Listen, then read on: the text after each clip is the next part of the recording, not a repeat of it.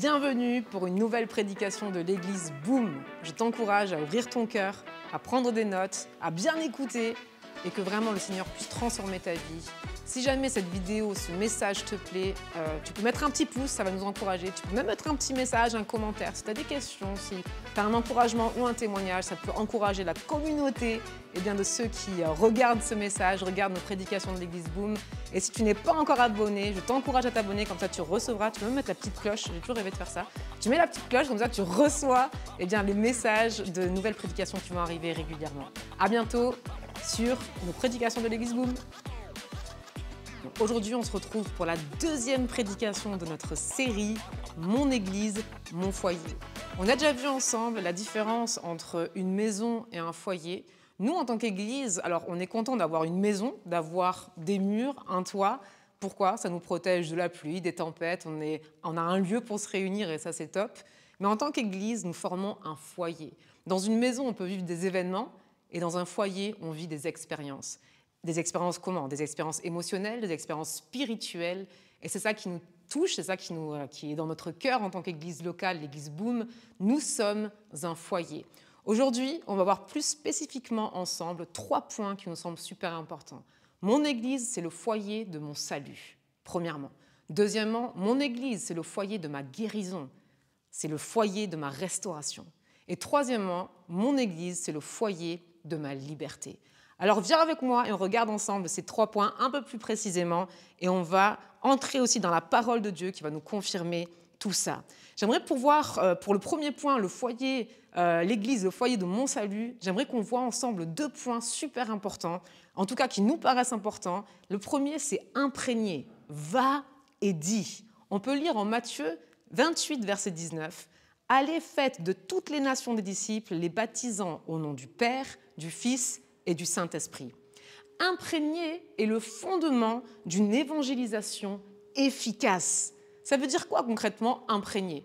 Et l'évangélisation. Aujourd'hui, en tant qu'Église, on connaît l'évangélisation de rue, par exemple. Peut-être que toi aussi, tu as déjà participé à un Sommao qu'on organise avec l'Église Boom sur le Vieux-Port. Alors là, pendant 10 jours, on est dehors. Et ce qui est un peu spécifique avec le Sommao, c'est qu'on parle à des parfaits inconnus de Jésus, on partage notre foi et c'est génial.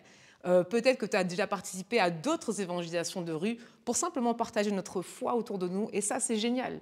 Mais là, on parle d'une autre évangélisation, celle qui est dans imprégner ceux qui nous entourent, là où on vit, là où on travaille, les gens avec qui on partage notre vie.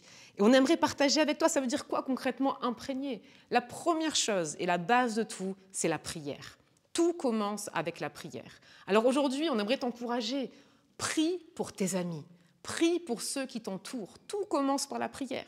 Est-ce que tu as déjà, une fois dans ta vie, pris du temps où tu t'es posé, tu as pris ton carnet ou ton téléphone et tu te notes, allez, on va dire 5 noms. Note-toi les 5 noms des gens qui t'entourent. Ça peut être des personnes de ta famille, ça peut être des gens de ton travail ou de ton collège, de ton lycée, des personnes où tu désires au plus profond de ton cœur qu'ils soient sauvés pour l'éternité. Ces gens-là, note simplement leur prénom dans une petite liste et commence à prier pour eux. Prie pour leur salut, prie pour qu'ils soient sauvés par Dieu, parce qu'on croit que dans l'église locale, il y a le salut. Et ça commence déjà, premièrement, par imprégner l'évangile dans le monde des autres, dans le monde de nos amis. Commence à prier pour eux. Tu sais, parfois, des personnes m'ont dit « Mais Daria, moi, je ne suis pas un évangéliste. Moi, je n'arrive pas à parler aux inconnus dans la rue. » C'est possible, mais tu sais quoi? Une chose est sûre, c'est que chacun de nous peut prier. Parce que ça se passe dans ta chambre, parce que ça se passe dans ton cœur, ça se passe chez toi. Et chacun de nous peut prier pour son ami, pour sa sœur, pour son frère, pour son collègue de travail ou collègue de lycée. Donc commence avec ça. Prie pour ceux qui sont autour de toi, qu'ils soient sauvés par Dieu et tu verras des résultats, je peux te l'assurer. La deuxième chose, c'est de vivre une relation avec tes amis, avec tes proches, avec ceux que tu désires voir être sauvés. Et là, on voit que le meilleur des exemples, c'est Jésus. Jésus lui-même, et on peut le lire en Matthieu 11, verset 19. « Le Fils de l'homme est venu, mangeant et buvant, et ils disent, c'est un mangeur et un buveur, un ami des publicains et des gens de mauvaise vie. Mais la sagesse a été justifiée par ses œuvres. » Jésus était ami des pécheurs. J'aime tellement Jésus, l'exemple qu'il est pour nous dans la vie quotidienne. On n'a pas juste besoin d'aller dans les rues et parler à des inconnus, ce qui est très bien aussi, c'est une forme d'évangélisation. Mais déjà, commençons là où nous vivons, comme Jésus l'a fait. Il était ami des pécheurs. Et pas juste ami, mais il passait du temps avec eux. Il apprenait à les connaître. Il était proche d'eux. Il mangeait et buvait avec eux. Ça veut dire concrètement qu'il passait du temps avec eux. Quels sont tes amis? Quels sont les gens que tu veux voir être sauvés? Premièrement, prie pour eux. Et deuxièmement, vis une relation avec eux. Partage leurs hobbies, partage leurs peines et leurs joies. Et tu verras qu'il y a une relation qui va se créer. C'est ce que Jésus il a fait et c'est ce que nous sommes appelés à faire aussi. Le deuxième grand point de cette première partie de la prédication, après imprégner, eh bien, il y a le moment d'inviter. Inviter, alors peut-être que tu vas me dire, mais Daria, inviter à quoi? Inviter à un culte, inviter à l'église, à notre foyer, inviter à quoi? Alors oui, effectivement, tu peux inviter tes amis, tes proches, quand tu sens qu'ils sont prêts, tu peux les inviter à un culte le dimanche matin ou à un événement qu'on organiserait avec l'église. Mais bien plus que ça, on parle d'une invitation à vivre une relation personnelle avec Jésus. Et ça, eh bien, on le retrouve dans l'église locale, dans le foyer que nous formons. Inviter, on peut le lire, viens et vois, en Jean 1, verset 39. Venez, leur dit-il, et voyez. Ils allèrent et ils virent où il demeurait, et ils restèrent auprès de lui ce jour-là. C'était environ la 10e heure. Dans ce verset, Jésus invite 2 des disciples de Jean-Baptiste à venir voir où il demeure, où il habite, en réponse à leur désir de le suivre. Et ce moment-là marque pour eux le début d'une relation personnelle avec Jésus, où ils le découvrent en fait juste en passant du temps avec lui. Et cette rencontre, elle symbolise aussi l'invitation ouverte de Jésus à tous ceux qui souhaitent le connaître plus profondément. Alors l'Église, le foyer, est le lieu où tes amis, tes proches peuvent commencer une relation avec Jésus. Que dire ou faire quand on fait face à des préjugés? Peut-être que tu connais ça. Tu as peut-être des copains au collège, au lycée, au travail, tes voisins qui ont des préjugés sur Dieu, mais peut-être aussi sur l'Église. Jean 1, verset 46 nous dit « Nathanaël lui dit « Peut-il venir de Nazareth quelque chose de bon ?» Philippe lui répondit « Viens et vois ». Je trouve ça magnifique parce que quand on prend la parole de Dieu, la Bible, eh bien on trouve des réponses qui sont même encore concrètes pour nous dans notre génération d'aujourd'hui. Parfois, on est face à des préjugés, des gens qui vont juger sans réellement savoir parce qu'ils ont entendu parler d'eux, que ce soit l'église locale, que ce soit l'église, l'institution, que ce soit de Dieu tout simplement, de toutes les guerres de religion, etc. Alors on est entouré de personnes qui ont tout simplement des préjugés sur Dieu et l'église locale. Alors j'ai bien aimé comment Philippe va répondre à Nathanaël en lui disant « Mais viens et vois, viens, je t'invite, viens et vois » avant d'avoir des préjugés, avant de dire « Mais quand il disait qu'est-ce qui peut venir de bon de Nazareth ?» En fait, Jésus venait de Nazareth. Alors on peut s'imaginer que Nathanaël pensait que, parce que Nazareth était en fait pas bien vue, c'était une ville qui n'était pas bien vue, comme on pourrait dire aujourd'hui, comme certains diraient d'ailleurs aujourd'hui, qu'est-ce qui peut venir de bon de Marseille? T'inquiète, plein de choses viennent de Marseille. Mais là, Nathanaël disait, mais qu'est-ce qui peut venir de bon de Nazareth? Les amis, c'est le sauveur du monde qui est venu de Nazareth. Alors Philippe lui répond, viens et vois. Et aujourd'hui, j'aimerais t'encourager à dire à tes amis qui ont des préjugés sur l'église locale, tout simplement de leur dire « Hey, viens et vois, viens nous rejoindre à l'église, viens nous rejoindre et viens vivre toi-même cette expérience avec Dieu, avec Jésus. Viens et vois, viens, je t'invite à commencer une relation personnelle avec Jésus au sein de l'église locale, parce que dans mon foyer, je trouve le salut. » Un peu plus loin, le deuxième point qu'on va voir ensemble, c'est l'église, le foyer de ma guérison. L'église, c'est bien plus qu'un lieu de culte, on l'a compris. C'est un foyer spirituel où Jésus apporte la guérison et la restauration de nos cœurs et même de nos corps. Comme je disais, que ce soit la guérison physique, émotionnelle, spirituelle, Dieu, il agit à travers son église locale, pour relever ceux qui ont le cœur brisé et qui ont besoin de restauration, pour ceux qui sont malades et qui ont besoin d'être guéris. Premièrement, on voit en Ésaïe 53, verset 5, « C'est par ces meurtrissures que nous sommes guéris. Nous sommes guéris par les meurtrissures de Christ. Nous sommes guéris par les meurtrissures de Christ. Deuxièmement, il y a une puissance dans la prière collective. Quand tous ensemble, on se met ensemble pour prier pour quelqu'un qui a besoin de guérison, besoin de restauration, il se passe quelque chose. On peut le lire en Jacques 5, verset 16. « Priez les uns pour les autres afin que vous soyez guéris. » Ce n'est pas juste le pasteur qui va prier pour la guérison de quelqu'un. Ce n'est pas juste quelqu'un qui va avoir un don spécial de guérison, même si c'est super et c'est génial. Mais en fait, là, la Bible nous exhorte que nous pouvons tous prier les uns pour les autres. C'est dans la prière collective qu'il y a une puissance, que Dieu se révèle. Et ça, nous le vivons au sein de l'Église locale, au sein de notre foyer. Ensuite, il y a le pardon qui restaure. En 1 Jean 1, verset 9, nous pouvons lire « Si nous confessons nos péchés, il est fidèle et juste pour nous les pardonner. » Dans l'Église, le croyant trouve réconfort, guérison, renouveau en Christ, entouré par la communauté que nous formons, qui est aimante et qui prie ensemble. Ça, c'est le foyer de ma guérison, le foyer de ma restauration. Peut-être que tu es là aujourd'hui, que tu entends cette prédication en ligne, que tu fasses partie de l'Église Boom ou pas, peut-être que tu avais besoin d'entendre ce message aujourd'hui.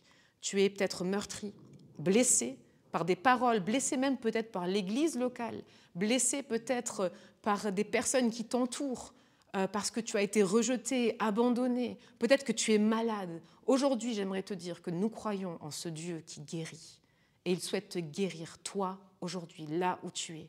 Il souhaite restaurer ton âme, restaurer ton cœur. Voilà le Dieu dans lequel on croit. Et tu sais, tu peux trouver ça au sein de notre foyer, au sein de l'Église locale. Parce que Dieu veut nous utiliser les uns les autres pour prier les uns pour les autres. Je t'encourage à recevoir ta guérison maintenant au nom de Jésus. Ensuite, le dernier point. L'Église, c'est le foyer de ma liberté. C'est un foyer où les croyants découvrent la véritable liberté en Christ. Et ce n'est pas seulement une liberté physique, mais c'est une liberté spirituelle qui libère des chaînes du péché, qui libère des oppressions et des peurs. En Christ, on trouve la liberté et la puissance pour vivre une vie nouvelle, affranchie, libre du poids des ténèbres. La liberté, elle nous vient en Christ.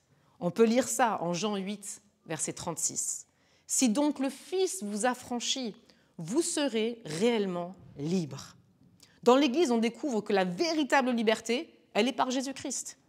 Parfois, on cherche la liberté ailleurs. Surtout nous, les Français, on est très attachés à la liberté. Et la liberté, elle peut se montrer dans différentes manières. On pense vivre la liberté quand on a le droit, maintenant j'ai le droit de faire ce que je veux. Voilà, on a 18 ans, maintenant je suis libre, je décide pour moi-même. Je ne sais pas comment c'était pour toi quand tu as eu 18 ans. Moi, je me souviens d'avoir eu ce ressenti de « ça y est, je suis libre ». Je suis plus sous la coupelle de mes parents, entre guillemets. J'aime mes parents, mais c'était un sentiment nouveau de liberté. Peut-être que tu n'as même pas encore 18 ans et que tu as hâte d'avoir 18 ans. Je ne sais pas comment c'est pour toi. Peut-être que pour toi, la liberté, c'est d'abandonner ton travail et d'aller faire le tour du monde et de voyager.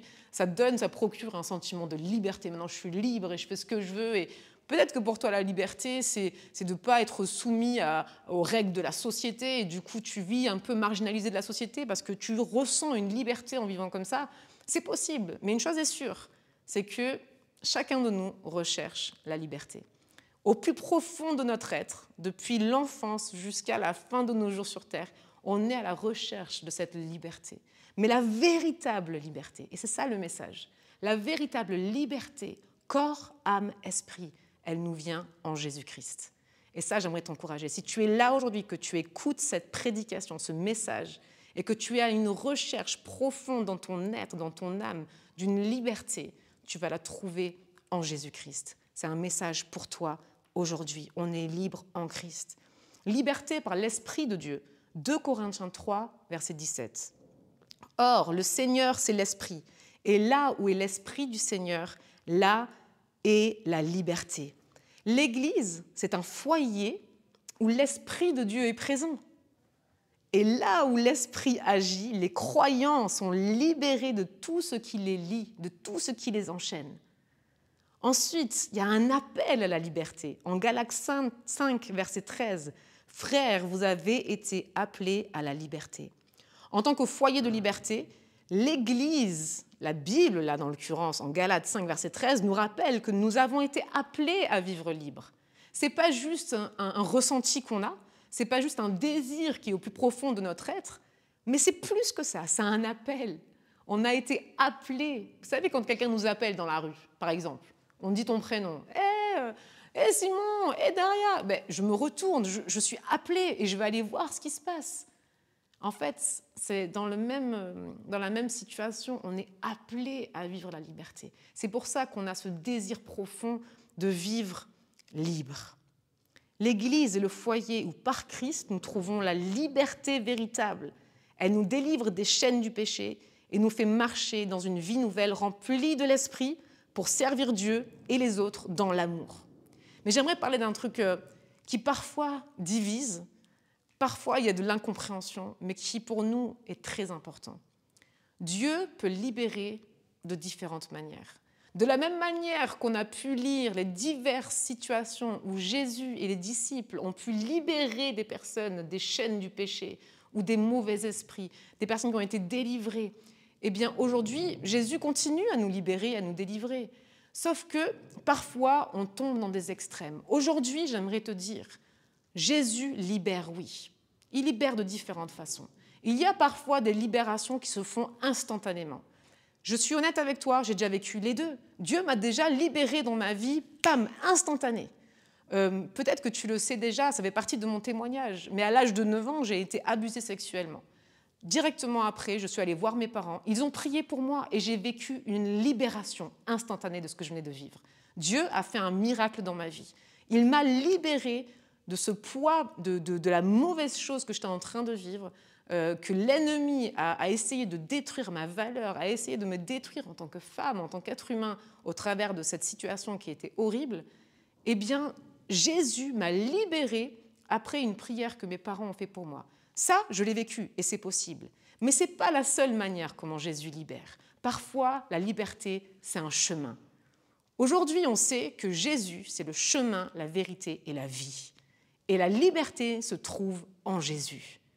Alors je crois, nous croyons que la liberté, c'est aussi un chemin. Et que parfois, ça prend du temps. Parfois, il y a un timing de Dieu, il y a un temps de Dieu, et tu vas trouver ta liberté.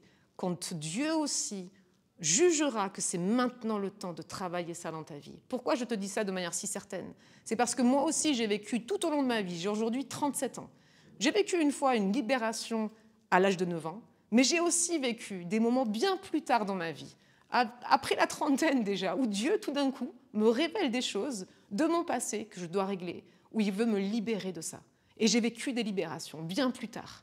Pourquoi? Tu me diras, peut-être, pourquoi Dieu ne m'a pas libérée de tout d'un coup quand j'ai donné ma vie à Jésus? Eh bien, ça appartient à Jésus. Mais je crois, sincèrement, que la liberté est un chemin. Parce que la liberté se trouve en Jésus, et Jésus, c'est le chemin, la vérité et la vie. Et la liberté, nous la trouvons en Jésus, et nous la trouvons sur le chemin. Donc j'aimerais te déculpabiliser. Si tu es là et que peut-être tu recherches cette liberté, ou peut-être on a prié pour toi et que tu n'as rien vécu, tu n'as rien ressenti, sers le Seigneur. Sois fidèle, viens dans l'assemblée, viens dans le foyer qui est notre Église. Continue à grandir en Dieu, continue à te nourrir de Dieu et tu verras au temps voulu, comme je l'ai vécu, comme tellement de gens ont vécu, Dieu te révélera des choses qu'il voudra libérer en toi. Jésus, c'est le chemin, la vérité et la vie. Jésus, c'est la liberté. En Jésus, nous sommes libres. Nous sommes appelés à la liberté. J'aimerais résumer maintenant et conclure ce message de l'Église. C'est le foyer de ma liberté.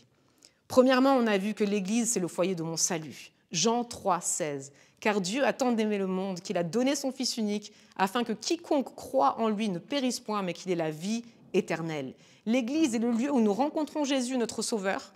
En lui, nous recevons le salut, le pardon de nos péchés et la promesse de la vie éternelle. C'est en communion avec la famille de Dieu que nous comprenons le plan de rédemption pour nos vies. Numéro 2, l'Église, c'est le foyer de ma guérison. L'Église est aussi un lieu de guérison spirituelle, émotionnelle et même physique.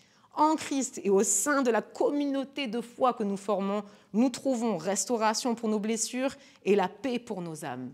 On peut le lire en Ésaïe 53,5, c'est par ces meurtrissures que nous sommes guéris. Et enfin, le troisième point et le dernier, l'Église, le foyer de ma liberté. L'Église est un espace de libération, où l'Esprit de Dieu nous affranchit de l'esclavage du péché, des peurs et des oppressions. En Christ, nous sommes appelés à vivre une vie nouvelle, libre complètement de servir Dieu et les autres. 2 Corinthiens 3, verset 17, là où est l'Esprit du Seigneur, là est la liberté. Alors pour conclure, l'Église, c'est un foyer spirituel, un refuge où Jésus, il agit pour nous sauver, pour nous guérir et nous libérer. En communauté, ensemble, en tant que foyer avec d'autres croyants, nous expérimentons le salut des âmes, la guérison de nos cœurs et la liberté de vivre complètement et pleinement pour Dieu. Et c'est au sein de cette famille, c'est au sein de ce foyer de foi qu'on retrouve le réconfort, le soutien et la transformation. Ça, c'est le message d'aujourd'hui. Peut-être que tu as été touché par différents points. Peut-être qu'aujourd'hui, tu as été touché de partager le salut autour de toi, d'imprégner, de prier pour tes amis, tes camarades. Alors commence à le faire.